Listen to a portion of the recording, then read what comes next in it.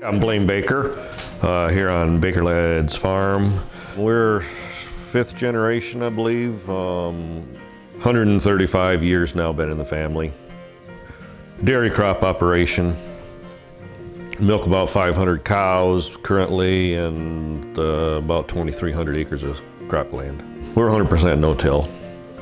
We started no-tilling back in the 80s. We've been 100% cover crops now for probably 6 years. Partial cover for several years prior to that, because most of what we farm is, a high percentage of it anyways, HEL, highly erodible. And with the chopping of the corn silage, we were not in compliance for the government programming and such. With even no-tilling, we didn't have enough cover after planting the following year, so we were basically forced into cover crops.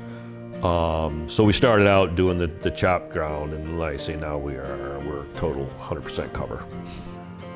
And we've got some long-term yield data that goes back 23 years, so some pretty sound data that shows we're not hurting ourselves with the no-till. We've gone to a lot of the three-way mix to try to diversify, get a more diverse group of microbes and that sort of thing growing. And that's the beauty of the annual rye that we use. I mean, it shoots roots through some pretty hard stuff and it goes awfully deep. What compaction we are creating, we're hoping that we are taking out with the cover crops. I think one of the big things, we've got stone chutes going into the creek. We've got some structures where concentrated water flows. We're creating gullies at the edge of the streams. Since we've gone no-till and cover crop, I don't think any of those structures have had any water go through them. They probably haven't seen any, you get an occasion major rainfall, but generally the amount of water that's going through those is way, way down. Erosion out in the field is a lot less. We got a two-stage ditch that's something like 3/8 of a mile long, a demo project through the Nature Conservancy that was installed about 5 years ago now. Now, one thing that we've got going for us in this area is the Conservation District has been very active in projects for years. I think a lot of credit goes to the filter strips. We've actually got data that shows this River Raisin is our watershed, part of the Lake Erie, part of the western Lake Erie, but the River Raisin local. The big original reasons behind filter strips, I believe, was to any surface erosion you get off the fields is going to hit that grass and it's going to take the sediment out. It's going to suck up a few nutrients.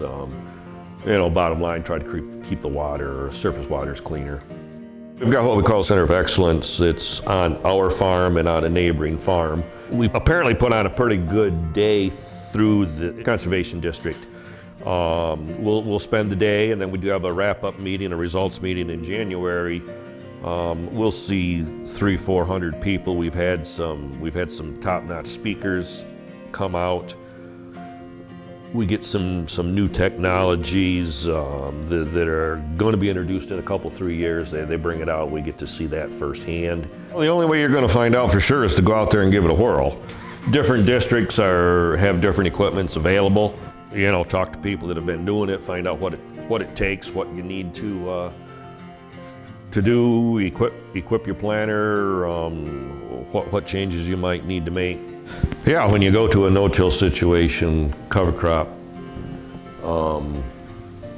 the benefits far outweigh the costs, I think. In the long term, the soil health thing is just getting traction the last few years. If I'm around or could come back in 15 or 20 years, I'll bet you don't see hardly anybody ripping soil like they are now.